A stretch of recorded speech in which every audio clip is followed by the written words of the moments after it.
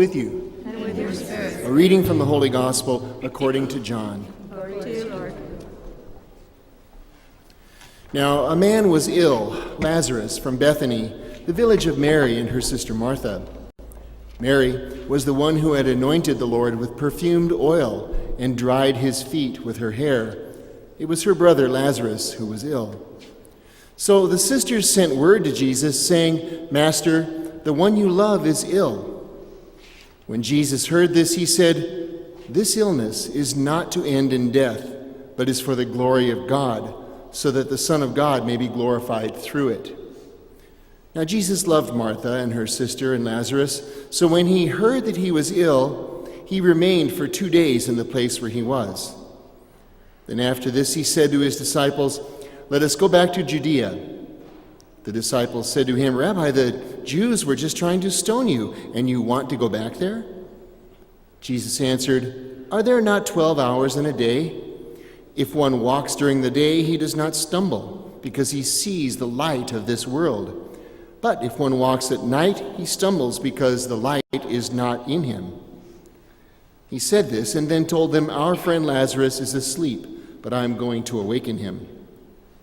So the disciples said to him, "Master, if he is asleep, he will be saved." But Jesus was talking about his death, while they thought he meant ordinary sleep.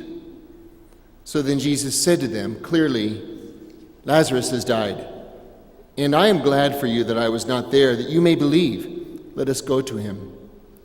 So Thomas, called Didymus, said to his fellow disciples, "Let us also go to die with him." When Jesus arrived, he found that Lazarus had already been in the tomb for 4 days. Now Bethany was near Jerusalem, only about 2 miles away, and many of the Jews had come to Martha and Mary to comfort them about their brother. When Martha heard that Jesus was coming, she went to meet him, but Mary sat at home. Martha said to Jesus, "Lord, if you had been here, my brother would not have died. But even now, I know that whatever you ask of God, God will give you." Jesus said to her, "Your brother will rise." Martha said to him, "I know he will rise in the resurrection on the last day." Jesus told her, "I am the resurrection and the life. Whoever believes in me, even if he dies, will live. And everyone who lives and believes in me will never die. Do you believe this?" She said to him, "Yes, Lord, I have come to believe that you are the Christ, the Son of God, the one who is coming into the world." When she had said this, she went and called her sister Mary secretly, saying, "The teacher is here and is asking for you." As soon as she heard this, she rose quickly and went to him, for Jesus had not yet come into the village, but was still where Martha had met him. So when the Jews who were with her in the house, comforting her, saw Mary get up quickly and go out, they followed her, presuming that she was going to the tomb to weep there. When Mary came to where Jesus was and saw him, she fell at his feet and said to him, "Lord, if you had been here, my brother would not have died." When Jesus saw her weeping, and the Jews who had come with her weeping, he became perturbed and deeply troubled and said, "Where have you laid him?" They said to him, "Sir, come and see." And Jesus wept. So the Jews said, "See how he loved him." But some of them said, "Could not the one who opened the eyes of the blind man have done something so that this man would not have died?" So Jesus, perturbed again, came to the tomb. It was a cave with a stone laying across it. Jesus said, "Take away the stone." Martha, the dead man's sister, said to him, "Lord, by now there will be a stench. He's been dead for 4 days." Jesus said to her, "Did I not tell you that if you believe, you will see the glory of God?" So they took away the stone. And Jesus raised his eyes and said, "Father, I thank you for hearing me. I know that you always hear me. But because of the crowd here, I have said this, that they may believe that you sent me." And when he had said this, he cried out in a loud voice, "Lazarus, come out!" The dead man came out, tied hand and foot with burial bands, and his face was wrapped in a cloth. So Jesus said to them, "Untie him and let him go." Now many of the Jews who had come to Mary and seen what he had done began to believe in him. The Gospel of the Lord. Praise to you, Lord Jesus Christ.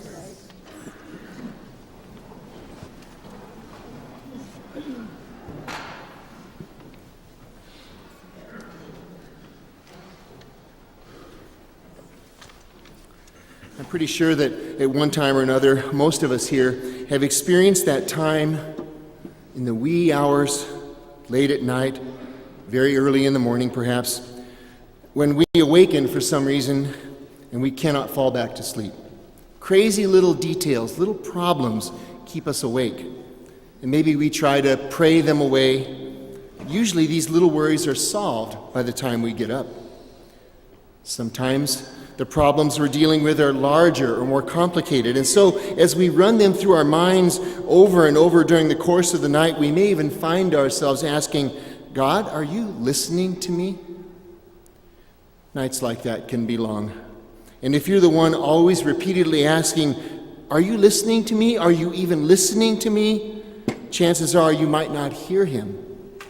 And yet, deep in our hearts, we know that God hears us. We know he hears all of our prayers, how large, no matter how complicated, all the issues, even when he does not answer right away. And I suspect that Martha and Mary must have felt this way in that period of delay before Jesus arrived in their village.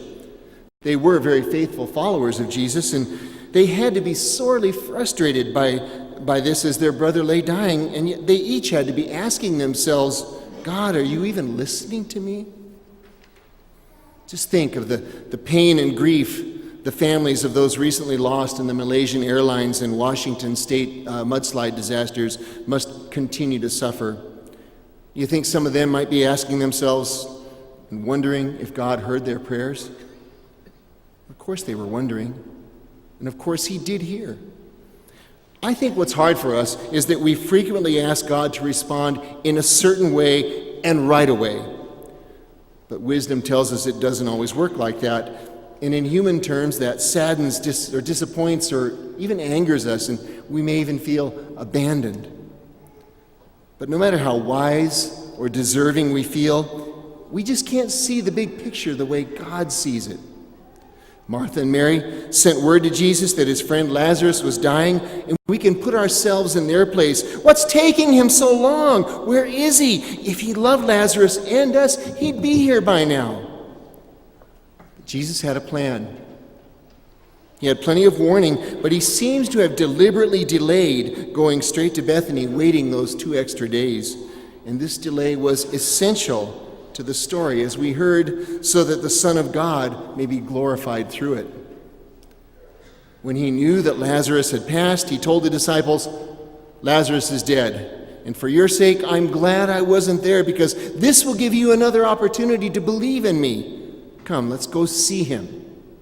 It's a little hard for us to picture, to imagine that Jesus would just let Lazarus die to strengthen his disciples' belief in him by raising Lazarus to life again.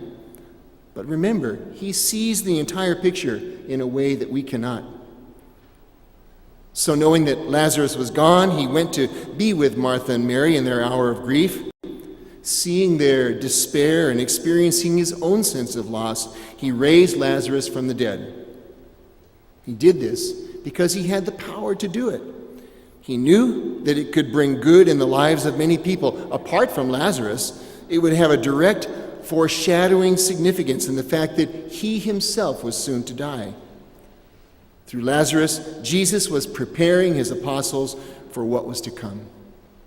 And so Jesus commanded Lazarus to come out, and he was resurrected. And many of the Jews who had come to see Mary and Martha and seen what he had done began to believe in him.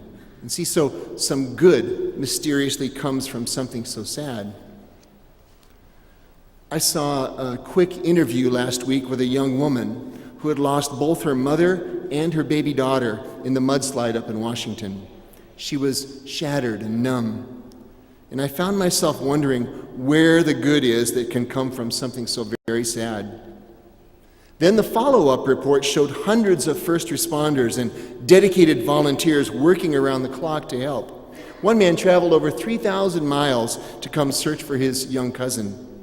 People from all around the country contributed to rescue efforts and recovery. That's one good way to see good come from despair. And that caused me to remember a quote from TV's Mr. Rogers, who as a young child saw something bad and wondered where God was in the midst of this kind of suffering. He said, My mother told me, look for the helpers. You will always find people who are helping.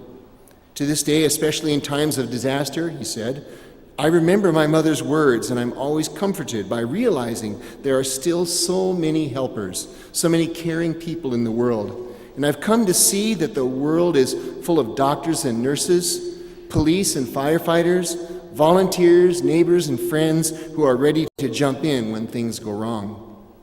Just remember the many selfless spectators and runners who immediately came to the aid of the distraught and injured at the Boston Marathon just a little less than a year ago. Well, we've all had our sorrows and separations from our loved ones, but in the case of Martha and Mary's family, they're temporary separations. Our dear ones who are taken from us are not lost to us. They're perhaps closer to us and more helpful to us than we can even know. And our faith convinces us that we will be reunited soon with them.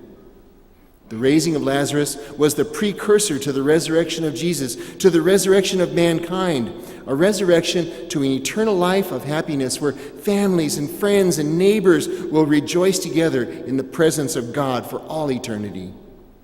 The years of sorrow we have to endure here below will look trivial and insignificant when viewed from eternity. But while we're still here in our grief, in the midst of all that, Jesus weeps. He weeps for us because he loves us and he's lost us. He wants to bring us back.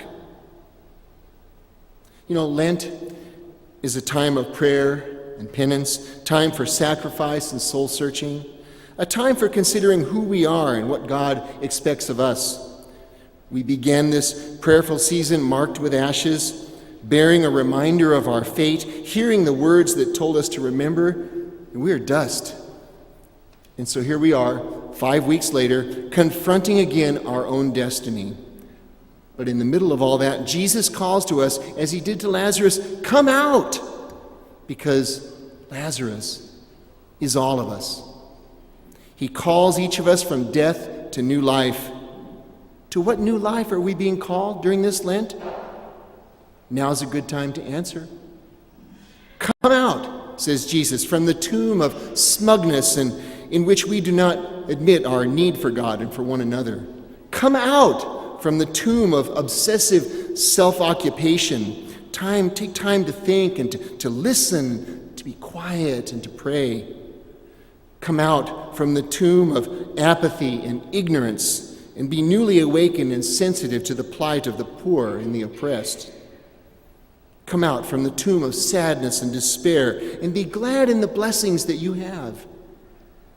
Come out from under that tomb of unfounded fears that have become a virtual burial place and untie yourself from all unnecessary concerns. Find new courage and freedom in me, Jesus commands. And then he will say, untie him and let him go. Live with me in my life. Live with me in the splendor. Live with me in the complications. Live with me in gladness. Live with me in sorrow. Live with me in the joy. Live with me in heartfelt moments. Live with me in your prayers. Can we then accept that Jesus hears and answers all of our prayers? Believe that Jesus calls you to enjoy the fullness of his life. Believe that Jesus is now calling you out of any tomb that you might find yourself in. Believe that even now Jesus is saying to you, be untied and go free. So today, let's accept that. Let's accept that invitation. Let's walk out of any tomb we may find ourselves in and allow ourselves to be untied and let go, to go with him.